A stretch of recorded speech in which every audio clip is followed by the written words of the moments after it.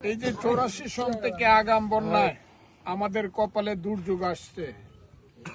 এই আগাম বন্যার পানি হাওরে ঢুকলে ফসল যেমন তলিয়ে যাবে, আপনার চোখের পানিতে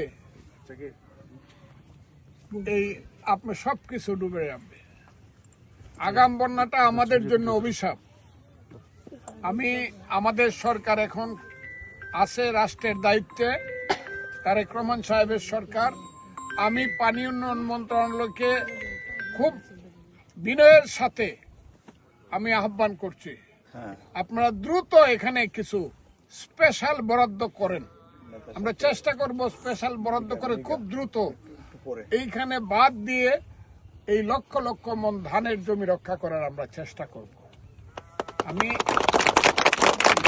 আপনাদের সাথে সারা জীবন তো এই যখনই ধান ডুবে দেয় আমি আসি, কি হইলে আমি আসি, চিরানি আসি, সব সময় আমি আসি।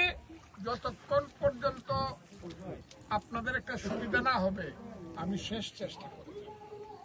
এবং ইউনূস সাহেব আসছে, পানি উন্নয়ন বোর্ডের কর্মকর্তা আসছে, আমাদের ইটনা থানার নেতারা কামাল সাহেব, স্বপন সাহেব, পলাশ সাহেব, সবাইকে আপনারা চেনেন, ভজন বাবু আসছে, সবাই আমরা আসছি।